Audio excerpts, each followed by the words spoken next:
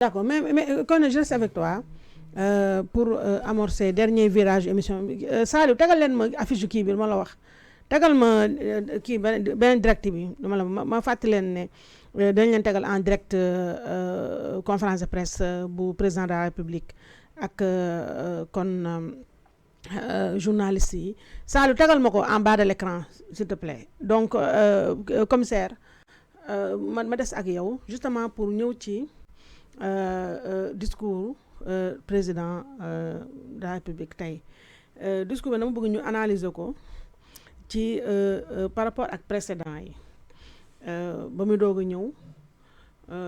ba mu toogee quelque temps je pense xaw ma 1 mois xaw ma 2 mois après def na une première rencontre ak journaliste mais ces journalistes je précise que ñoom ñooy tànn seen ay presse bopp pour éviter évidemment yenn questions yeeg yenn interpellation yi donc ñoom xam nga ba ñu ñëwee ba tey seen propre presse la ñuy jàkkaarloo seen ay propre nit seen ay propre kii donc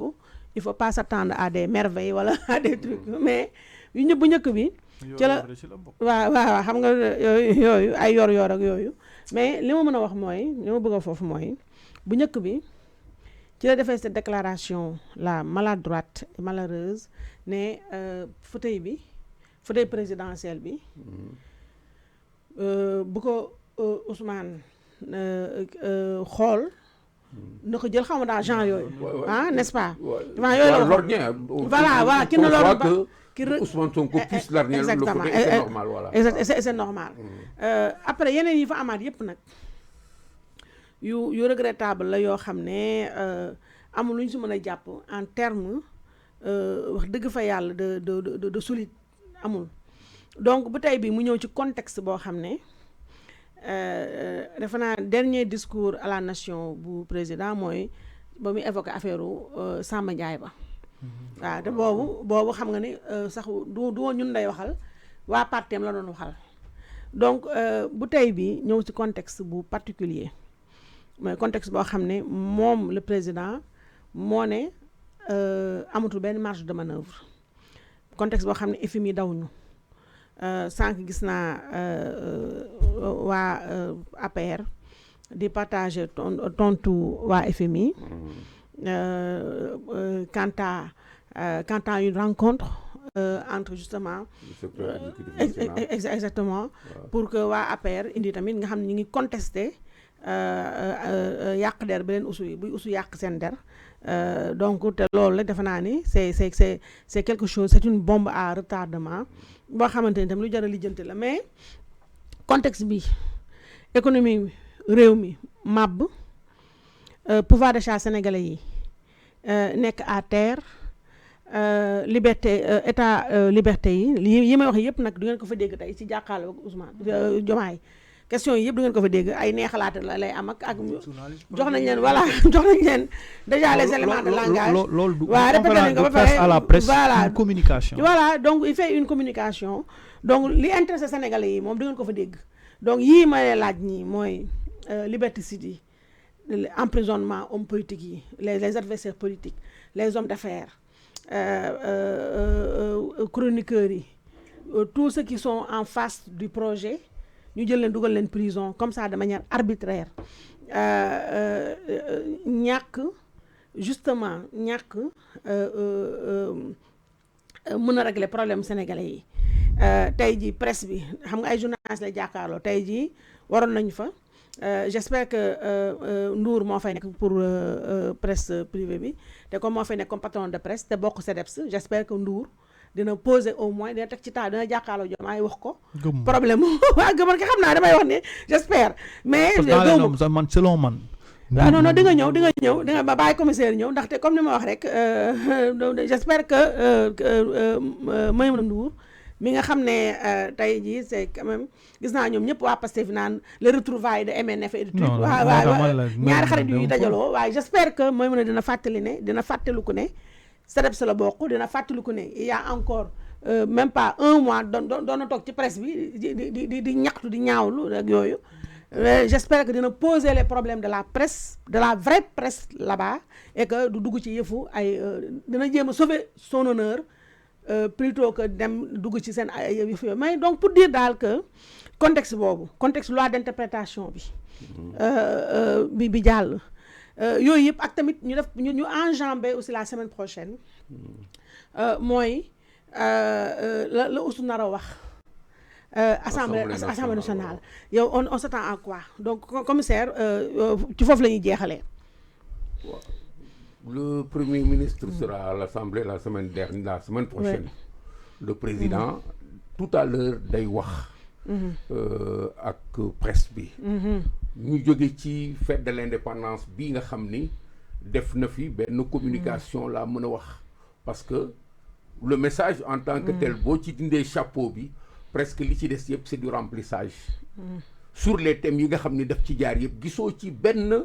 lenn li nga xam ni doon mën na tënku li nga xam ni jëm na ci répondre aux préoccupations wala annoncer une bonne nouvelle annoncer une grande nouvelle daf di rek ay jaar ci ay thématiques yi nga xam ni daf koy permettre mu remplir tel que problématique ou justice tel que problématique comment dire encore autonomisation de la femme ay détails yu mel noonu le financement comment dire encore des jeunes l'agriculture un peu brosser des questions parcellaires comme ça sans dugg dans les détails su fekkee dafa ñëw ci situation bi nga xam ni on s'attend à voir le président de la République développer encore ce qu'il a dit aujourd'hui au niveau comment dire encore au niveau de cette rencontre là moi je ne peux compter que sur la compréhension que j'ai de la situation mënuma compter ci li fa Maïmouna Ndour Faye en tant que journaliste def pour représenter le corps le projet ici ça ne va pas être d'anticiper sur ce qu'elle va faire mais c'est en termes d'attente su fekkee ni président def na